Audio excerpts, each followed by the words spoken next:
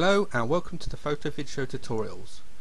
In today's tutorial I'm going to show you how you can burn your slideshow onto a DVD disc or a Blu-ray disc or just as a video file so you can upload it to the web or play it on your PC or transfer it to a smart device or actually play it on your TV via USB stick. So I'm going to assume that you've created your slideshow using the PhotoVidShow editor and you're happy with it. So if you've done the first couple of tutorials and you know how to create your slideshow and you've jumped straight to this tutorial, that's absolutely fine. You don't need to do these tutorials in any set order. If you've just jumped straight here because you want to create your DVD slideshow, that's absolutely fine. So here I have my completed slideshow which I'm happy with. I'm happy with the DVD menu, and now we want to burn it to a DVD disc. Now initially I'm just going to cover how to create a DVD. This is still one of the most popular options to do, to create a video DVD slideshow, but later on in the tutorial I will cover burning it to a Blu-ray and also a video file. And it's worth watching the video file one because it does give you a higher resolution doing it to video file, and you can still watch it on TV. So that will come later on in this tutorial. So we've created our slideshow, and all we need to simply do to burn it, to start the burn process, is hit this create and burn. So we'll go to left click there,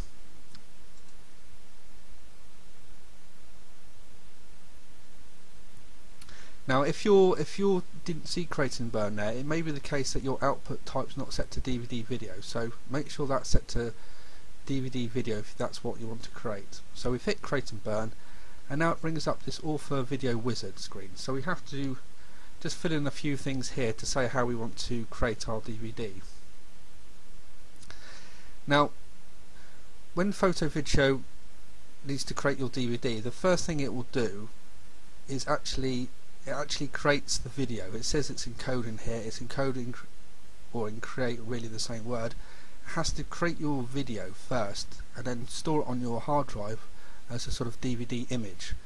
So it does that, and that takes most of the time. This is the thing that takes most of the time when you're doing this process. Once it's created this DVD image, it then just simply burns that image to a DVD. So sometimes you may not want to actually burn the disc, you just want to create the DVD image and then burn it at a later date. There are also reasons why you may want to do that, and that's to you can actually test out your DVD before you burn it, but I'll cover that later on. So there are really four options here. The default is just to create or encode your slideshow video and then burn it to a DVD. So the second option is just to create the video and then you can burn it at a later date. And the last two options is if you've created your slideshow previously and you want to now burn it. So perhaps you've done that and you're happy with it and now you want to burn it. So I'll just quickly show you those now. If you select this, burn the previously encoded project, and select next, you can see here that it's just listed all the projects that we've previously created. These are still stored on my hard drive. Once they're created, PhotoVidShow doesn't delete them, they will be staying on your hard drive until you manually delete them. So these ones I created earlier, and maybe I want to burn another copy of them, so you can go through this and burn another copy. So we'll exit that and we'll start again. And the third one allows you to burn, the fourth one, sorry, allows you to actually burn a video TS DVD folder. I think I'll probably do a later tutorial which goes through some of more of these advanced options and sort of a troubleshooting one, that if you're having problems burning you may want to use a combination of these options to help find your problem. So for now we're just going to select the top one. We just want to encode and burn our current project. So I'll select next here, and next thing you are shown is the author DVD options. Mostly it will select the default ones are absolutely fine, but I'll just quickly explain a little bit more about what they're trying to do. When you create a DVD, there are actually two different types of video standard.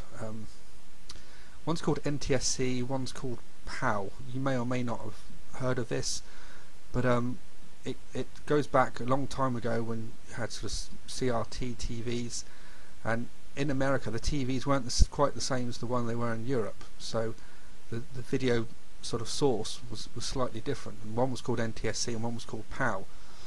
So when DVD was invented, the DVD disc had to match how your TV was.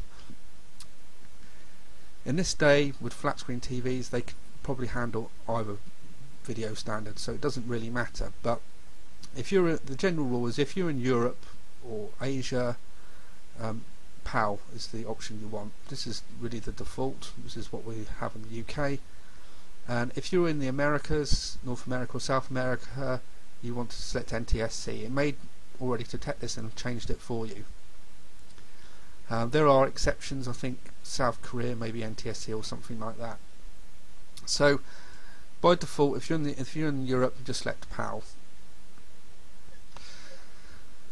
So the next option here is something called motion blur. By default, this is on. If you left click this little information icon here, it will explain what motion blur does. What it does is give your output video a more professional look when it's got fast moving motion in it. A lot of CGI these days you see on TV, if it's professionally done, will have motion blur turned on. So normally you would want this on. PhotoVidShow will only apply motion blur when it needs to, and that's normally when you have something fast moving. If you remember in this slideshow we had this intro sequence here where the words came in, and that was fast motion. It would apply a motion blur to it. So by default you want to leave that on. Now there are situations where you may not want it, and you probably know when you don't want them. But another situation you may not want it is that it's a lot slower sometimes to create your video with this on. If you've got an old laptop with a not very good graphics card in it, and when you come to encode in a minute and it's going very, very, very slow and you don't know why, it may be worth just try turning it off to see if that speeds it up. So in general your encoding will be a bit slower with this on, but it gives much better results. This reduce output picture, really you want it off. It's to do with old TVs. With normal flat screen TVs you don't want that, so that's just an old legacy format. You're not really interested. Ignore menus in place, slideshows one after another. I covered this in a previous tutorial. If you just want to create a DVD with no menus in it, just want to put the DVD disc in and start up, and it instantly starts playing the slideshow, so there is no menu, you can tick that. By default that's turned off, and you do have a DVD menu which is going to look something like that. Okay, this just shows you where it's going to create this DVD video image before it burns it. This is where once it's created it's there permanently, so you can encode it at a later date. So you can change the location of that. I recommend just leaving it to the default location. And then these last two options are sometimes quite useful to select. What they do is on the DVD disc, not only have you got your slideshow video, it also stores in a little zip file the original pictures and original video files. This is just for backup purposes. So not only have you've got a slideshow you can watch on TV, if you were to ever lose your original source pictures or videos, then you have a backup on your disc. So sometimes they may be worth ticking on. When you do that, it does increase the disk size. So if you notice that does increase, this I think goes red or something when it will not fit on the disc. So often it's useful to have those on. The only problem you may encounter, the type of DVD disc it makes may not be compatible with all DVD players, because in general DVD video discs don't have zip files installed on them. They're not really allowed to do that, but most DVD players will accept that. So when you're creating your DVD slideshow for the first time, it may be worth not having that on, because of compatibility problems really. So we're happy with all the default options, and we'll select next. Now we're on to the final screen here, and all we need to do is select our DVD writer. If you've just got one, it will probably just be listed there, and that's it. I actually have two on my computer, so it's the blank disk I've inserted is on this other one. So it's worth putting a blank DVD disk into your drive, and you can change the name of your disk if you want to. This is just what's stored on as the disk name. It doesn't really matter, I'll just leave that as default. Now you can, the type of disk you can use, you can normally just use just a blank DVD disc that you can just buy from a supermarket or from any shop. They don't really cost much, they're just really pence, and that's fine. Just use those. The only thing with those, you can only write to them once. Once you've written to them, that's it. You can't, if it goes wrong, you have to throw them away, or if you don't like it. If you're doing a lot of this stuff, if you're creating a lot of slideshows and DVDs, sometimes it may be worth getting some RW discs or rewritable DVD discs. They only cost a little bit more, they're not expensive, and what they allow you to do is that you can erase them. So you can create them and you can erase them, and this is just good for trying things out. So you can create it, and if you're not happy, you can erase it and do it again. So once you're happy and you've got your disk in, you can select create, which we're going to do now.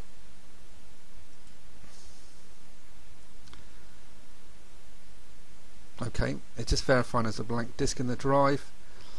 As I said, the first thing it needs to do is actually create your video. It's creating the video image on your hard drive now. This can take a while. This really depends on what PC you've got, how fast it is, and also there'll be a graphics chip inside your PC, so that also has a factor as well. For DVD, it shouldn't be too bad. Whatever, even if you've got a very old laptop, it shouldn't be too slow. You may have to make a cup of tea or something like that, but you know, it will get there eventually. And when you come to burning Blu-rays or video files, things can get a bit slower. We'll come to that in a minute. So I'm just going to continue with this tutorial once it's got to the next stage. What it will do now is create the video when it gets to here, and then the next stage it will actually burn it to disk. And now you can see it's now burning the disk. This should only take, depending on the length of your slideshow, a few minutes. After it's burnt the disk, if your slideshow's not that long, what often it needs to do is pad the disk out to 1 GB. The reason it does this is that it makes the disk totally compatible with all DVD players. There was a standard a long time ago that all DVD video discs must be of at least 1 GB of size. So if your slideshow comes in less than this size, it will just pad the disk out, which it's doing now. Okay, it's now finalising the disk. You have to wait until it's completed. Okay, we've successfully created our disk. It's just ejected the disk and it says video burn successful. So that's very good. So what you can do now is take your disk and play it in a standalone player. What I'm going to do, is a good way to test it out, is just to put the disk actually back in your PC, because often your PC will be able to play the disk. Okay, it's loaded up Windows DVD player, and there we go, it's now started playing our slideshow.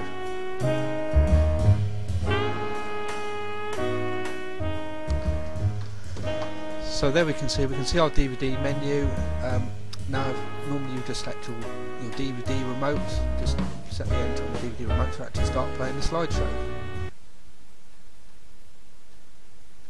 So there we go, it's now playing our France holiday with this little intro sequence.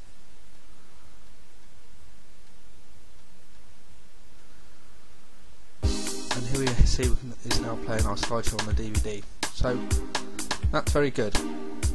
So I'm going to stop that, and I'm going to go back to the PhotoVidShow editor, And I'm just going to cover the other things I said I would, which is to do with Blu-ray and video file. Now, if you want to author a Blu-ray disc, you just need to change the output type to Blu-ray, which is there, and select create and burn once again. I'll just select no then for now. Now, it's very much exactly the same process as for DVD. I will just cover what is different, which is on this screen here, this author Blu-ray option screen. As you can see, you're actually presented with some more options here to do with resolution. Now, a Blu-ray can be authored in two different resolutions, 1080p HD and 720p HD. Normally you just want to leave it to default, which is 1080p. This is the full high definition. This is exactly the same as if you bought a Blu-ray disc in the shops with a movie on it. That will be typically authored at 1080p, and that will give you your highest best resolution quality. You can leave the quality to high. If you need to change it, you'll probably need to know about it anyway. And the frame rate is 20. Well, you could have got two different frame rates here, but basically they're at 24 frames per second. This is individual still frames per second, so it's 24. Now, there is a reason why you may want 720p resolution, and the only reason you do is that because you can have a higher frame rate there. It allows you to have 50 or 60 frames per second. So typically 24 frames per second isn't that high. I know a lot of movies are recorded at this frames per second, but I actually prefer something a little bit higher. So if your slideshow has a lot of motion in it, there's a lot of things going on, and when you play it back it looks a little bit jerky, things aren't as smooth as you hope, it may be sometimes better to have it at a lower resolution but a higher frame rate. This would be a slideshow with a lot of motion things going on, so that's the only reason you may want to have 720 instead of the default 1080p. After that, it's exactly the same options as the DVD option, and you just create it as before. Okay, now the final output option I'm going to go through now is the video file, which is this one here. There are two options here, SVCD, VCD. These are very old legacy formats. I'm not going to cover them. So we're just going to go to video file here. Now when you select that, as you can see, it's removed our DVD menu. There's no disc menus on video output because it's just a simple video file, MPEG-4 video file created on your hard drive. From that point you can then do what you want with it. You can upload it to YouTube or Facebook, or watch it on your PC, copy it to a USB stick or a smart device, anything like that. So we're going to create it now. Now it says create video rather than make and burn, so that's the difference options there. You select this create video to actually create the video. So you're simply presented with this one screen here. There's only limited options here. That's the name it's going to give. It's just called France MPEG-4. PhotoVidShow just creates MPEG-4 videos. These are very, very compatible MPEG-4 videos. Most devices that will play back video will play back something like this.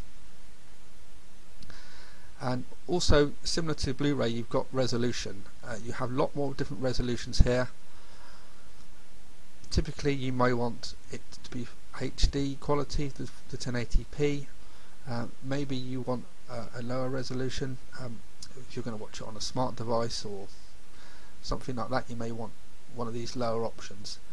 To give you equivalent, DVD would fall somewhere in this bracket here. This one of these two resolutions would be what a DVD quality is.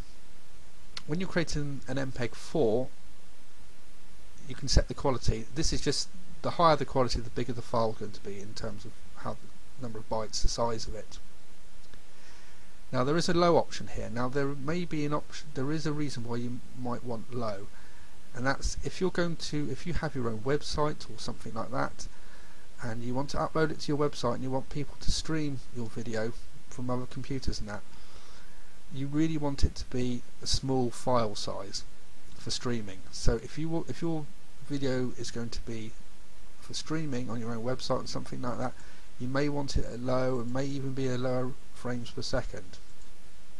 Typically, if you create your video here and upload it to something like YouTube or Facebook, it may actually change the video to something like low for you. You may not realise this, because when you watch things on YouTube and Facebook, it's streaming the video across the internet. So that's a reason why you may not want that. If you're going to just play it back on your TV or your PC or smart device, just leave it to something like high.